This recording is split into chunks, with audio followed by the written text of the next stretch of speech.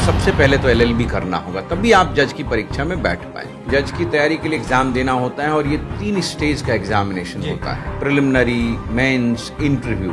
मंत्री और प्रधानमंत्री को भी डर लगता है, मैं आपको बताऊं। एलएलबी करने के बाद मत आइए मेरे पास, आप एलएलबी के दौरान आइए तो आपकी बेसिक सैलरी जो है वो 70-80 हजार रुपए है, जो किसी भी सर्विस में नहीं है। नमस्कार, आप देख रहे हैं लाइव सिटीज। मैं हूं आपके साथ सौरभ राज। मेरे साथ अम्बिशन लॉ इंस्टीट्यूट के डायरेक्टर आलोक कुमार रंजन हैं। इनसे आज जानेंगे कि आखिर जज कैसे बना जाता है। आपका स्वागत है सर लाइव सिटीज पे। बहुत बहुत धन्यवाद सौरभ जी। आज जज के ऊपर बात करेंगे कि जज की पढ़ाई कहाँ से और कैसे शुरू की जाती है, पहले हमारे दर्शकों को बताइए। देखिए, जज की पढ़ाई के लिए सबसे पहले तो आपको एलएलबी करना पड़ेगा, यानी लॉ की डिग्री प्राप्त करनी पड़ेगी।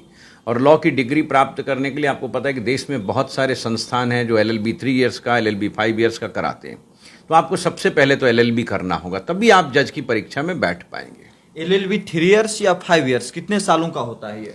एलएलबी 3 इयर्स का भी होता है, 5 इयर्स का भी होता है। आजकल जो प्रचलन है जी, उसमें एलएलबी ज़्यादातर लोग 5 वर्ष का करते हैं। उससे फ़ायदे भी होते हैं, उनकी बेसिक्स पढ़ाई भी लॉ स्कूल में ही होती है और एक वो ढर्रे पे चलते हैं। क्योंकि यदि आप ग्रेजुएशन 3 साल का करेंगे फिर एलएलबी करेंगे तो ग्रेजुएशन में दूसरा सब्जेक्ट पढ़ेंगे, एलएलबी में लॉ पढ़ना होगा, तो इसलिए एलएलबी 5 ईयर बहुत लोग प्रेफर करते हैं। एलएलबी हो जाने के बाद आप जज की तैयारी में आप एग्जाम देते हैं?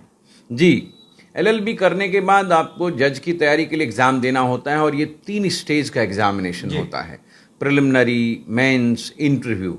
और आपको बता दें कि आज देश के हर राज्य में लगभग न्यायिक सेवाएं हैं और न्यायिक सेवा की तैयारी जो है आजकल जो है बड़ी ही कठिन हो गई है, क्योंकि 3 स्टेज आपको क्रॉस करना पड़ता है। लेकिन अपने समाज में जज का एक रुतबा है, कहा जाता है कि जज सब कुछ है, धरती का भगवान है, तो उसका माहौल तो कुछ रहता है ना? बिल्कुल, आपने बिल्कुल सही कहा, जज धरती का भगवान है। बिल्कुल ठीक कहा आपने। जज आपकी किस्मत बना सकता है, बिगाड़ सकता है। ये वो कुर्सी है जो बड़े बड़े आईएएस को और एसपीडीएम को हिला करके रख देता है, सेक्रेटरी तक को नतमस्तक होना पड़ता है, मंत्री और प्रधानमंत्री को भी डर लगता है, मैं आपको बताऊं जज से। बिल्कुल, जज एक ऐसी ताकत है जो अपने जजमेंट से बहुत कुछ कर सकता है और बहुत ही संजीदा पद है ये। आप निर्णय लिखते हैं, आप लोगों का भविष्य बनाते हैं, देश का भविष्य बनाते हैं। अभी आपने सुना होगा यूनिफॉर्म सिविल कोड की बात बार बार सुप्रीम कोर्ट कह रही है, भाई ये तो कॉन्स्टिट्यूशनल ऑब्लिगेशन है, होना चाहिए। अब कैसे करना है वो सरकार तय करेगी।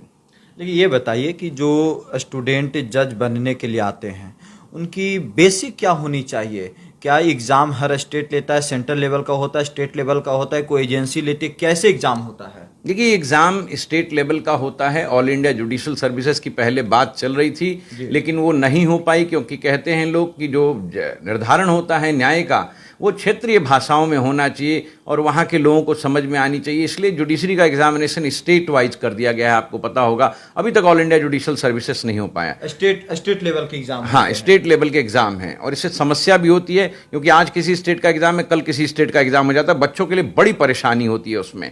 अब जो आपका दूसरा सवाल इसी में समाहित था कि एग्जाम है, तो एग्जाम या तो हाई कोर्ट लेती है और या नहीं तो वहाँ की पीएससी लेती है, पब्लिक सर्विस कमीशन होती है, वो भी एग्जाम लेती है in consultation with high court.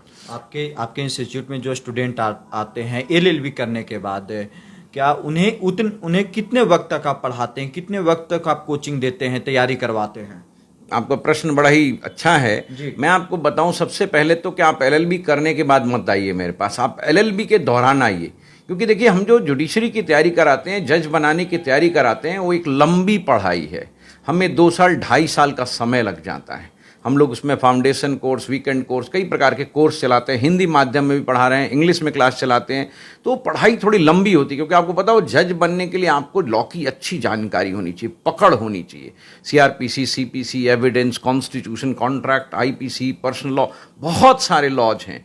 तो इस पर पकड़ बनाने में बच्चों को 2 महीने 3 महीने नहीं, 2 वर्ष 3 वर्ष लग जाते हैं। इसलिए 2 वर्ष का पूरा आपके पास कोर्सेस होते हैं। जी जी, इसलिए मेरा कहना है बच्चों को, ये पूरे भारत के बच्चों को मैं संदेश देना चाहूंगा कि आपकी सबसे बड़ी भूल होगी कि आप एलएलबी करने के बाद मेरे पास आइए, आप एलएलबी के दौरान आइए। इससे होगा क्या, एक तो आपका पढ़ाई का तरीका अच्छा होगा और एक आप तैयारी के माहौल में पहले से, जैसे ही आप एलएलबी करते हैं आप जज बनने के लिए एलिजिबल हो जाते हैं, तो आपकी तैयारी भी होती रहेगी और आपके लॉ की पढ़ाई में भी आपको लाभ मिलेगा। क्योंकि हम लोग का जो पढ़ाने का तरीका होता है वो थोड़ा यूनिवर्सिटी से भिन्न होता है और हम लोग बेसिक्स पे बहुत ध्यान देते हैं, ट्रिक्स टेक्निक्स पे ध्यान देते हैं। उससे बच्चों को पढ़ना बहुत मनोरंजक हो जाता है, उनको बहुत मज़ा आता है। हम क्वेश्चन आंसर मेथड में पढ़ाते हैं तो बच्चों को बड़ा आनंद आता है। आंसर भी लिखना सिखाते हैं, कैसे प्रिलिमिनरी पास करना उसकी ट्रिक बताते हैं, कैसे मेंस के आंसर लिखने हैं वो भी बताते हैं, कैसे साक्षात्कार को फेस करना है वो भी बताते हैं। तो इससे बच्चों को बड़ा लाभ होता है और पहले ही से वो ट्रेन हो जाते हैं। अच्छा, ये बताइए, अपने यहाँ जो आईएएस, आईपीएस या सिविल सर्विसेज की एग्जाम पास करते हैं उन्हें तो सब मालूम है क्या सुविधा मिलती है, क्या फायदा है कि डीएम बन जाओगे, एसएसपी बनोगे। जज बनने के क्या फायदे हैं? देखिए, मैं आपको सबसे पहली बात तो बताऊं कि जज बनने से जो आपको सैलरी मिलती है, सेठी कमीशन, आपने सुना होगा, वो पूरे भारत में लागू है। सबसे पहले तो आपकी बेसिक सैलरी जो है वो 70-80 हज़ार रुपये है, जो किसी भी सर्विस में नहीं है। 77,840 रुपये के लगभग तकरीबन आपका बेसिक सैलरी है। उसके ऊपर शुरुआत में ही 70-80 हज़ार रुपया मिलने लगता है। बिल्कुल। उसके ऊपर से मैं आपको बताऊं, आपको 30 से 40% डीए मिलता है। फिर आपको house free rent free house allowance, rent free house मिलता है, या आप हाउस अलावेंस मिलता है, आपको सैंक्चुअरी अलावेंस मिलता है, मेडिकल अलावेंस मिलता है, एजुकेशनल अलावेंस मिलता है, यानी कितने सारी आपको सुविधाएं मिलती हैं। यहाँ भी बिल्कुल बिल्कुल। मैं आपको बताऊं, इसमें तो आपकी यदि आपने एलएलएम पीएचडी किया हुआ है तो उसके लिए आपको 3-3 एक्स्ट्रा इंक्रीमेंट्स मिलते हैं, जो 6-7 हज़ार रुपये वो भी एक्स्ट्रा होता है। चाय पिलाने तक के लिए जज को भी पैसे मिलते हैं। पूरी मैगजीन, किताब खरीदने के लिए, टेलीफोन, इंटरनेट, सारे बिल फ्री में। और कार के लिए पेट्रोल, या तो आपको कार दे दी गई है या कार का पेट्रोल 50 लीटर से लेकर 70-80 लीटर तक राज्यों में भिन्न भिन्न व्यवस्थाएं हैं, आपको पेट्रोल की कीमत दी जाती है। बहुत सारी सुविधाएं। अपने खास करके बिहार, यूपी में जो माहौल है सरकारी नौकरी में, आईएएस, आईपीएस या एसएससी की तैयारी करते हैं, जज भी एक अच्छा ऑप्शन है, बहुत बड़ा ऑप्शन है जज। आप देखिए, जुडिशरी में जा सकते हैं, जज बन सकते हैं, आप पीपी बन सकते हैं, एपीपी बन सकते हैं, लॉ ऑफिसर बन सकते हैं। आप अच्छे से लॉ पढ़े रहेंगे तो आपकी प्रैक्टिस बहुत अच्छी चलेगी।